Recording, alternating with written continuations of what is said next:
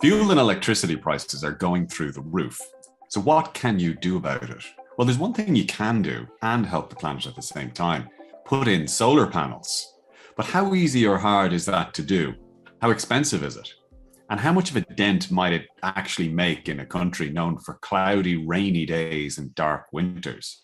Well, today we're going to find out, because joining me is someone who's done it, Castlebridge founder Dara O'Brien, as well as an expert in domestic solar installation, Tim Cooper, who'll answer some of the trickier questions. You're both very welcome to the podcast. Dara, I'm going to start with you, just as somebody who has put in some solar. How long have you had a solar system? We got it installed last August. Last August. What did you have before? Well, we were gas for hot water and central heating, and bog standard electricity for everything else. But kind of kitchen runs on electricity. Okay.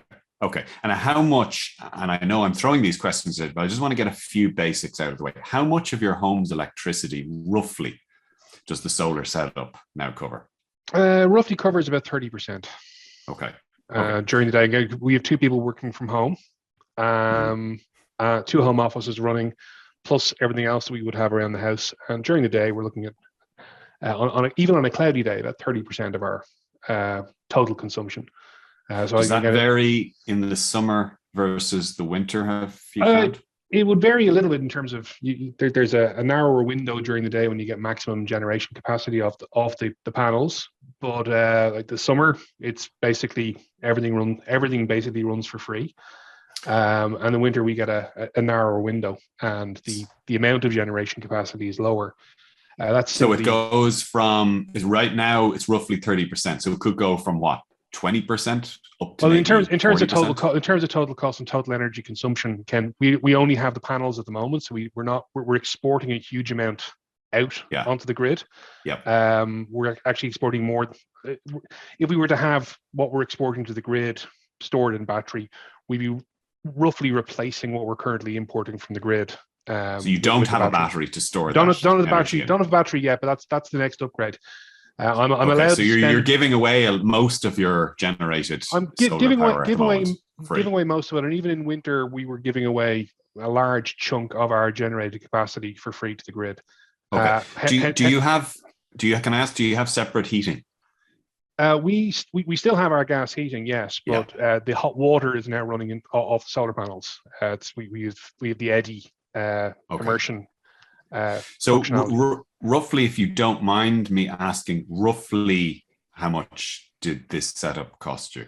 Cost roughly, we've got 9 panels, so it's roughly about $9,000. And then there was grants available on that as well. So under $9,000 for 9 panels, did you say? Yeah, 9 panels. And ours was actually slightly more expensive because we have a slightly narrower than, as with all things in Ireland, builders and measuring tapes don't always go hand in hand.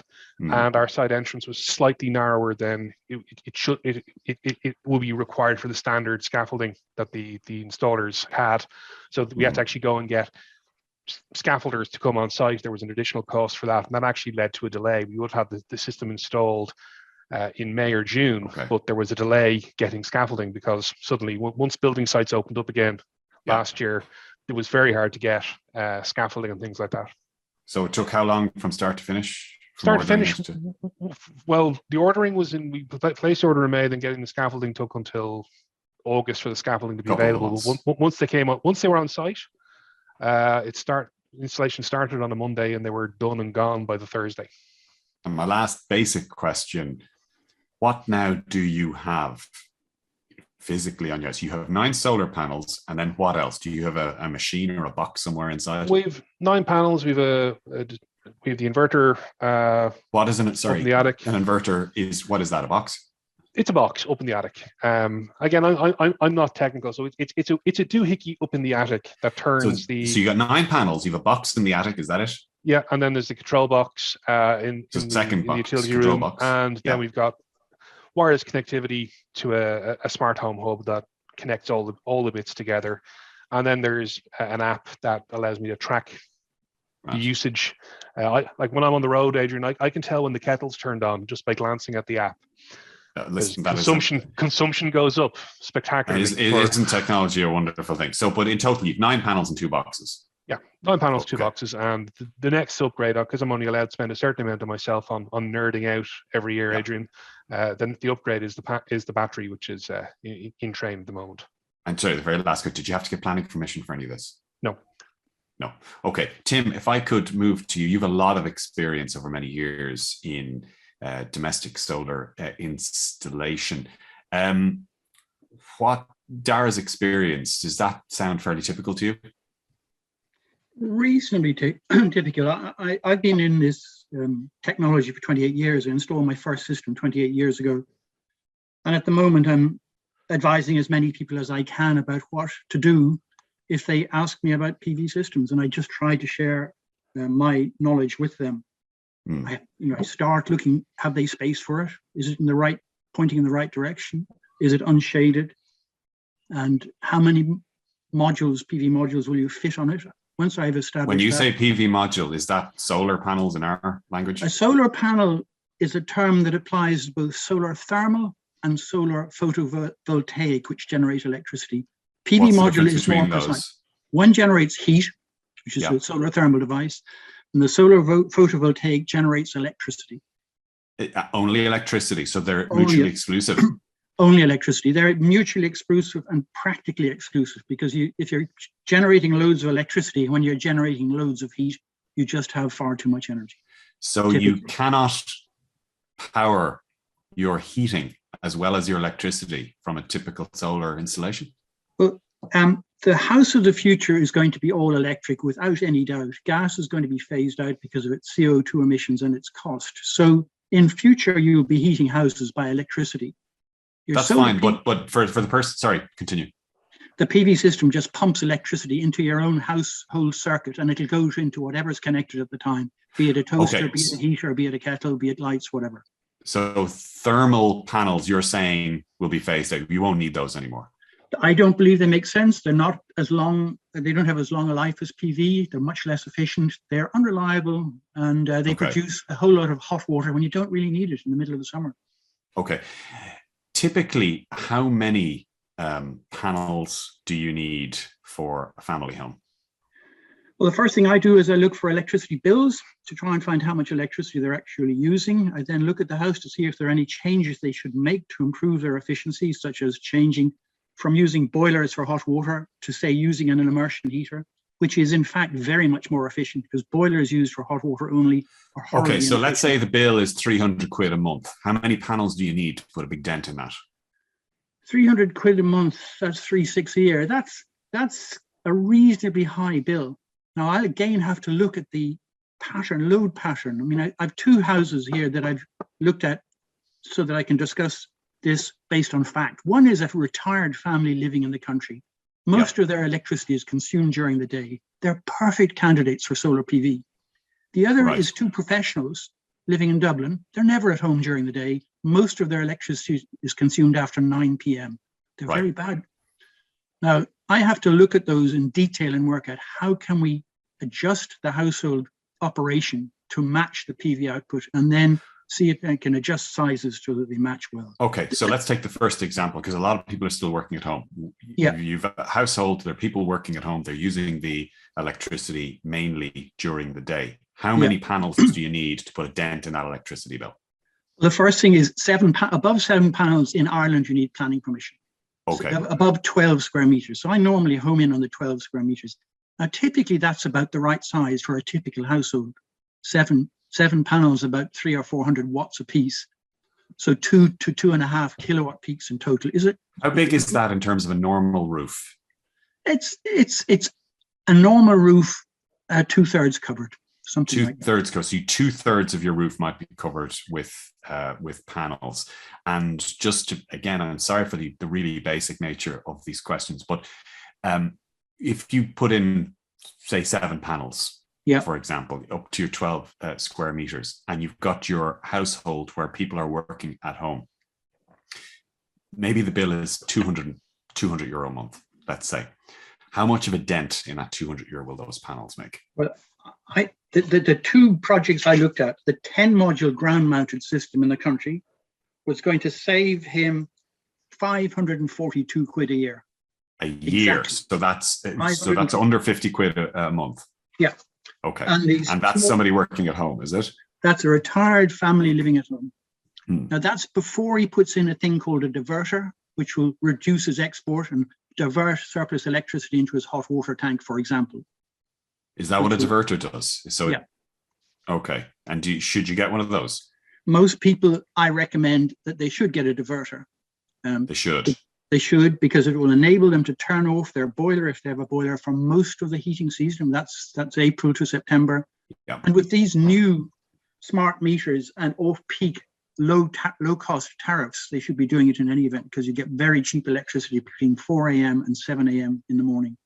Mm. And if I am a customer coming to you and asking you about this stuff, does a diverter add much cost? 700 odd quid, 700 euro odd. Okay. Installed. Okay, that's reasonable enough. Can these panels, can they go on any type of roof? No. I don't mean a thatched roof. I mean, in terms of typically what you get in a new build, for example, or in houses built, say, in the last 30, 40 years. Typically, they can be mounted on most roofs, but you have to determine, is the roof capable of carrying the loads generated by the PV modules? What does that mean? Why wouldn't it be? Because roofs are not designed with PV modules in mind. The additional loads are obviously the weight of the modules themselves, which is not insignificant. They're about 15, 20 kilograms a piece, but more importantly, the wind loads. So you have to have a competent person, which is the term used to describe somebody who knows how to do the job, calculate what the loading will be at that particular location. And it varies all over Ireland. And then you have to determine if the existing roof structure is capable of carrying those loads. It's non-trivial and it should be done. Do I take from that if I live in Belmullet, one of the windiest parts of Ireland, that it may not be suitable for a house that's very exposed? I happen to live in the windiest place in Ireland, which is beside Fastnet. And the consequences down here are that I have to keep my PV panels a little bit smaller than I would, say, in Dublin City, to reduce the workloads, to keep them manageable. But you can design the system to cope with whatever wind loads are there, but it may be expensive and it may be complicated. But typically, smaller panels where there are higher wind speeds, or smaller systems where there are higher wind speeds. In terms of the orientation of the roof, most of us would naturally assume that south is best, east and west is okay. Is there much of a difference between those orientations? There's about 75%. There's software that will tell you what's the optimum slope and orientation for your location. And if you go about 90 degrees away from that, you reduce that output to about 75% of its optimum. So there's 25% loss typically if you rotate away from the optimum. Oh, when you say 20, so if I face the panel north, are you saying that it would only be a 25% less effective? No, this is east and west. Okay. If you go north, it's even less. The loss is greater. If all I had was a north-facing roof, is it not really worth it? Well, you have to go back and ask, why are you putting it up? Are you putting it up solely to save money? If you are, do the calculations, look at the return on investment. I always give these people a percentage return on investment. And in some cases, north-facing works. Okay, so it's not a disaster if you have to put them. Not necessarily. Can I ask you? You mentioned planning permission earlier on. Is that difficult to get? And are there limitations on what direction or what part of your roof you can put your panels on? Can I put it on the front of my house, for example? The 12 square meters you can put wherever you wish. Yeah. Now, getting planning permission is not difficult, but it costs a bit of money and takes a bit of time. Simple as that. And a lot of people don't bother. A lot of people don't bother with the planning permission. They just put them up. Yeah, I tell them to get planning permission if they're thinking of selling their building in the near future, because the solicitors for the people buying it will be looking to see, is there planning permission there? Otherwise, I tell them they need it, and some of them go for it and others don't. You'd want to have a real Grinch of a neighbor to come and complain to the authorities, about the unsightliness of your solar panels. All right. The first 12 square meter array I put up in Stillorgan, the neighbours were straight down to Dunleary, Rathdown County Council that afternoon. Incredible. And on what basis? That's saying about lowering the characterization of the neighborhood or something? They said it was more than 12 square meters. So I had the planners from Dublin Area County Council up measuring them, and thank goodness they were less than 12 square meters. My God. Okay. That's an entirely different podcast. I had a similar issue when we moved into Ireland. We had a tiny sky dish that couldn't be seen from the road, but there was a neighbor in the next estate over who was annoyed that our estate had been built and was coming around and taking notes. And I got a visit from the council. But anyway, that's a totally different story. And thank you very much, by the way, for explaining this in detail. This is very helpful. And Darren, I'm going to come back to you in a moment, but just one or two more technical questions here. Tim, is there a difference in the panels in terms of efficiency or strength? Like, does this technology move on? Are there better panels that you can get? They're all very similar at the moment. They all operate at an efficiency of sort of 20%, which means that they convert 20% of the energy that lands on them into electricity. And the only real difference, if you get a slightly more efficient panel, will be that it'll be slightly smaller, or it'll generate a little bit more. But they're all around 20% efficiency at the moment. They're all very similar. It's very competitive, huge industry, very well regulated and protected by very mature standards. So if you buy your modules from a reputable manufacturer and it complies with the relevant standards, they're all incredibly similar. Is there much of a difference if it rains in terms of their effectiveness?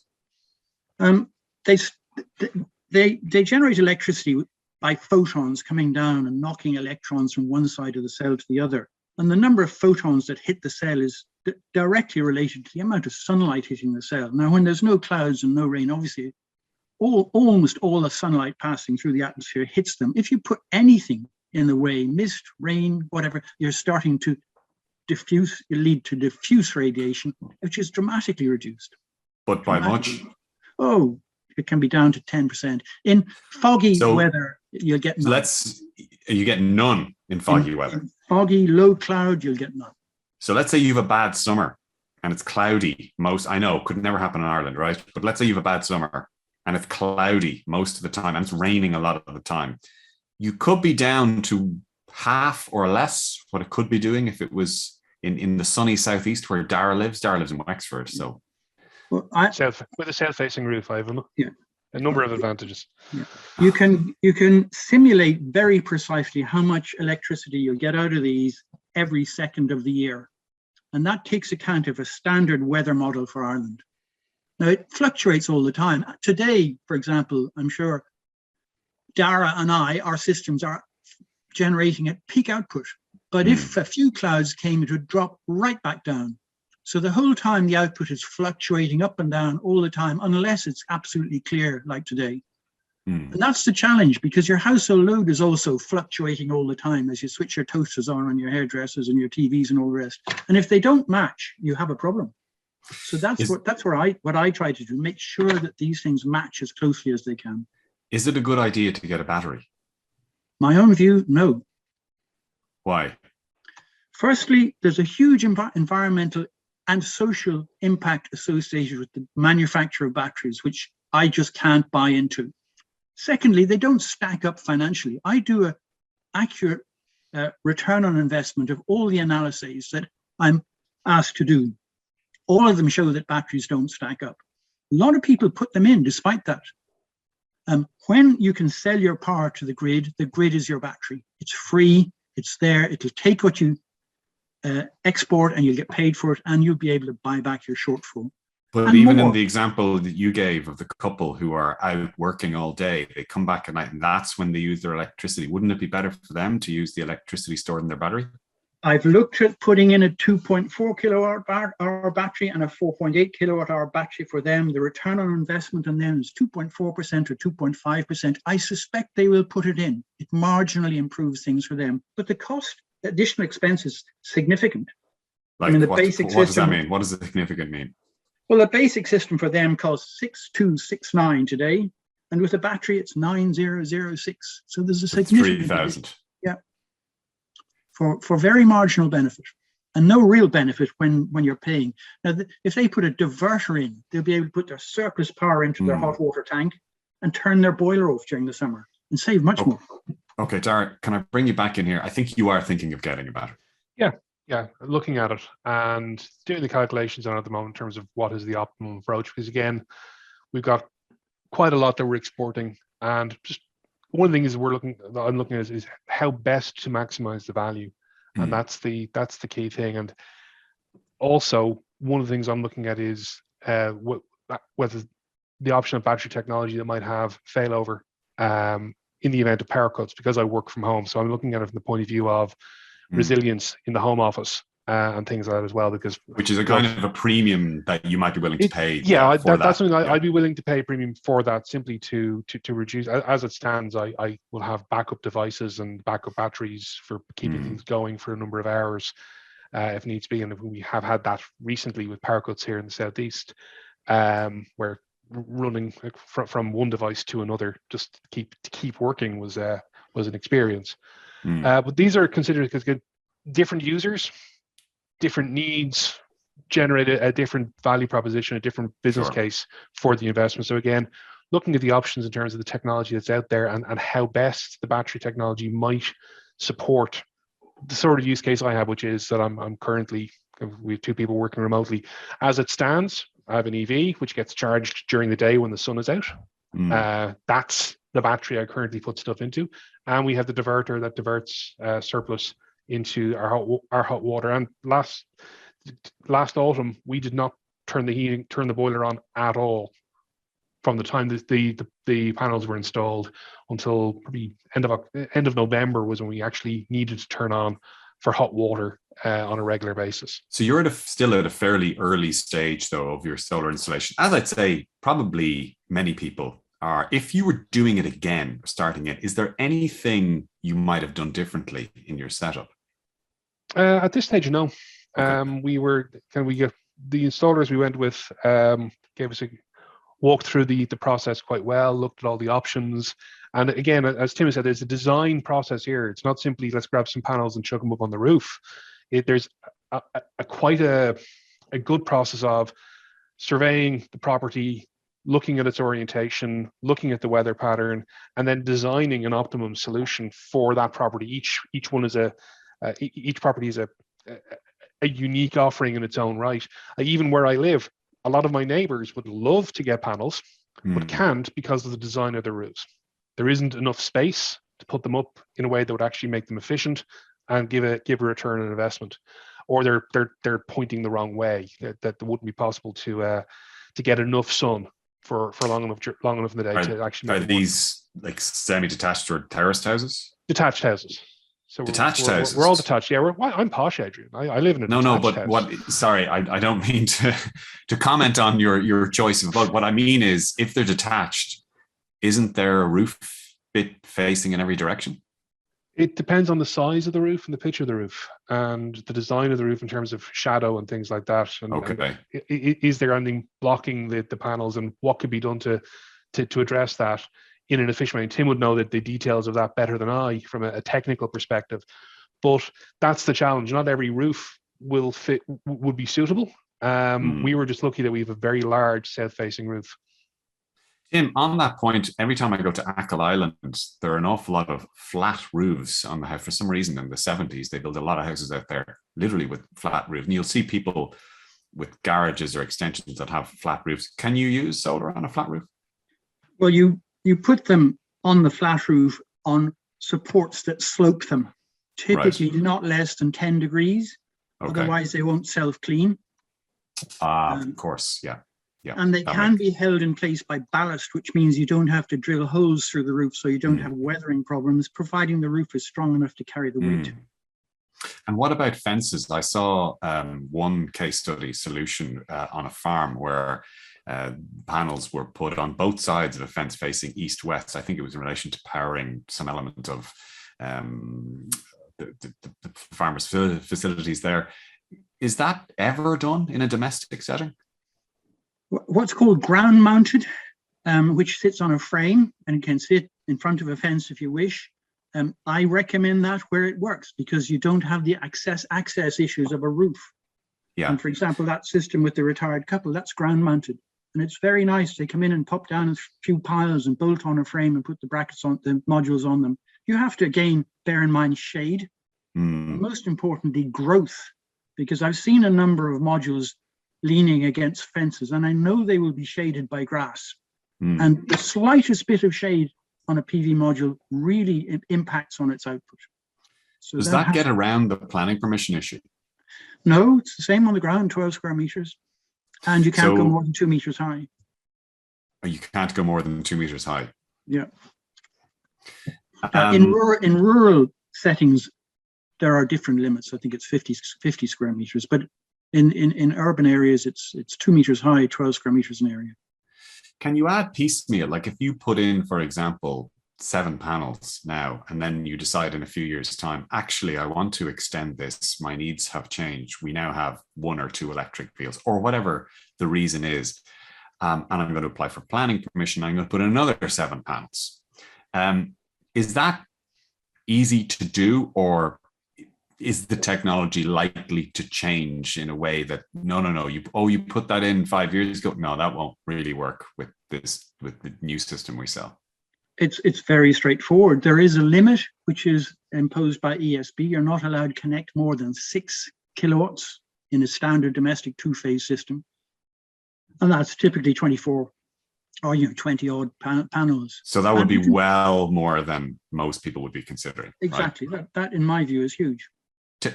And give me a quick note about selling electricity back to you. I think that's coming in this year, isn't it? Well, the government announced arrangements for permitting you to sell electricity from now on. The proposal is that the electricity suppliers will buy it from you at market price. Right. Now, to my knowledge, that hasn't been put in place yet. And the market price is going to be a real challenge, because generally we export power when there isn't a demand for power, and then very often there's a surplus in the grid, so it is actually worthless. It's at times when they're turning off wind turbines and the like. Now, I think the suppliers will offer to buy basically as a marketing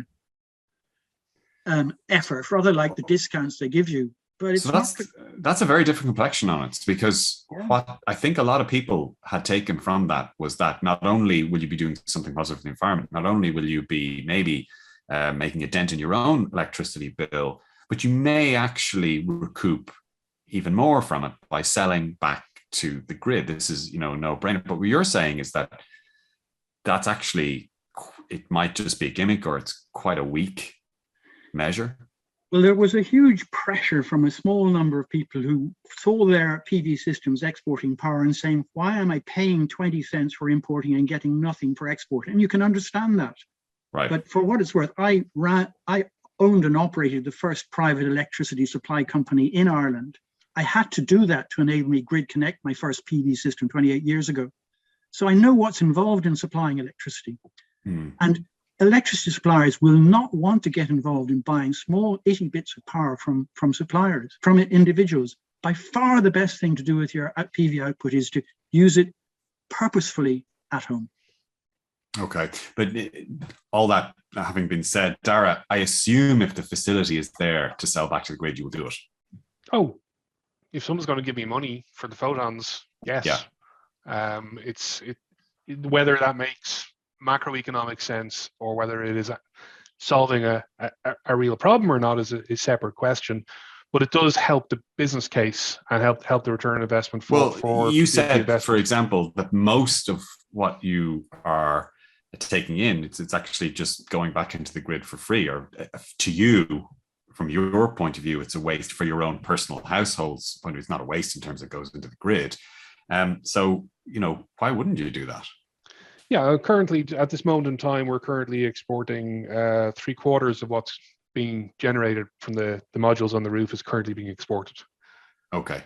So at this particular moment in time, so yes, I'd love to be able to be getting a few cent for that as a credit against the bills for the imported electricity. Yeah. Dara, just when you were researching this, you're quite a technically minded guy. You have a history in that. You're also a seasoned professional in quite a technical area as well, in data integrity and data privacy. Did you find any of this confusing at all, or did you find it fairly straightforward? I found it relatively straightforward, but I have an unfair advantage of being a hardcore long-term nerd. and I Right. just rabbit holed in. Also, I have clients in the sector, so I work in Okay. the utility sector. I come from a utility sector background. Right. So you're Um, psychologically grandfathered into it. Okay. yes, so it's a while I'm not an engineer by training, I do like the technology, and I spent a lot of time researching and understanding what was usable, what was doable, and how it would work. And then spent a lot of time talking to suppliers as well and evaluating from a customer service and process perspective, Mhm. which supplier will be the best one for me to work with. And this is a very back of the envelope question, but do you have any idea roughly, based on what you've spent on it and based on what you were spending before, do you have any idea when, if ever, this will pay for itself? Will it be Well, 5 years, 10 years? when we did the installation first, we were looking at about a 4.5 to 5 year return on investment. That's Not pretty good. for what we have installed at the moment. That was the general ballpark in terms of that. Now, I being mean, able to that's sell, great. that's a good, reasonably good return on investment. That was a rough ballpark in terms of with rising prices for fuel. Could be Given sooner. that it could be sooner. With the ability to get credit for what we're exporting to the grid, it could be sooner. And again, we've done other things as well with the house to kind of improve our energy efficiency. And we were pretty energy efficient before, and we had done everything we could with bulbs, lights, and the stuff in the house before we did the panels.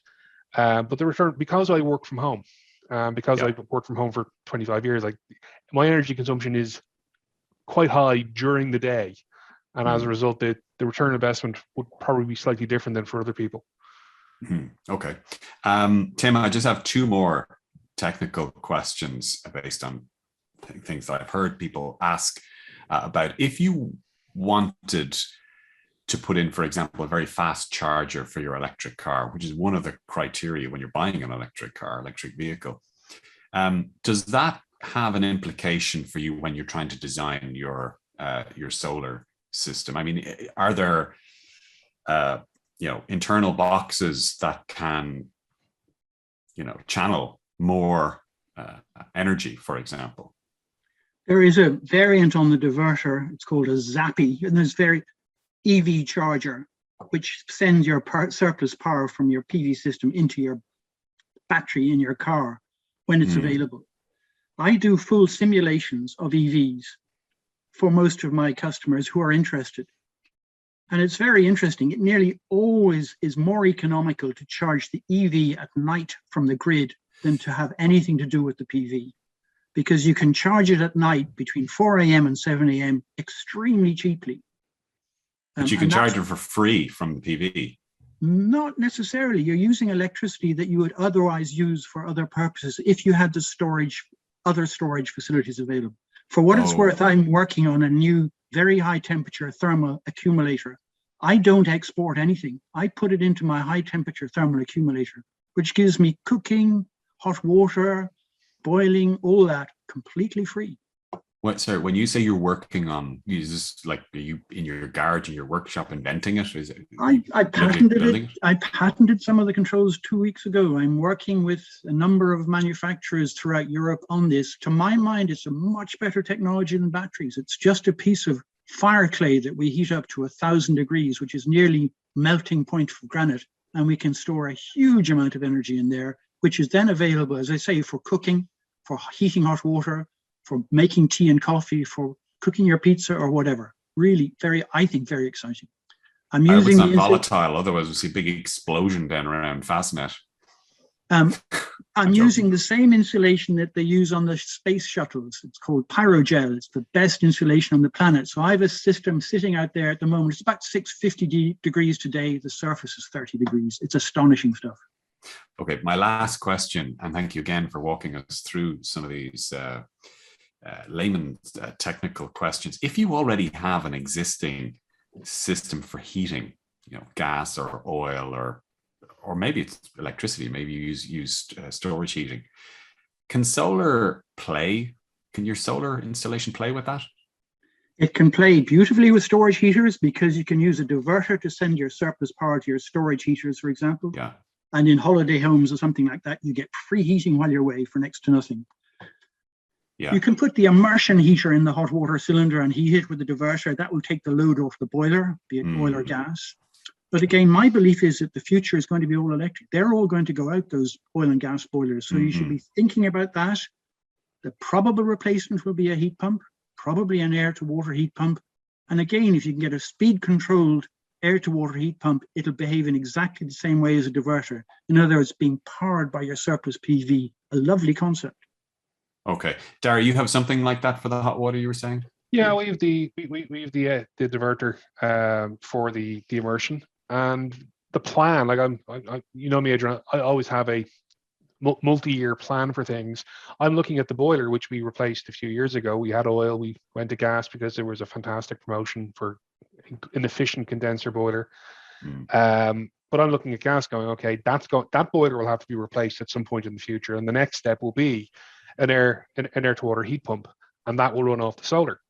So the key thing for anyone who's doing this is it's about thinking about how you might do it in stages. If you can do it all at once, fantastic. If you have bottomless pockets, but it's also worth thinking about, well, as you are upgrading, a bit like upgrading. In the old days, we used to upgrade computers by putting in new sound cards and new graphics cards. Your house is a bit like that. You might upgrade the components of the fabric to improve the efficiency and improve the utility of what you have. And the PV modules, they'll provide the power, and it just gives you a way of using that power more efficiently in the future. But that's why we kind of put as much as we could manage in at this stage, because we want to start installing all the stuff around that. So at the moment, everything's playing nicely as with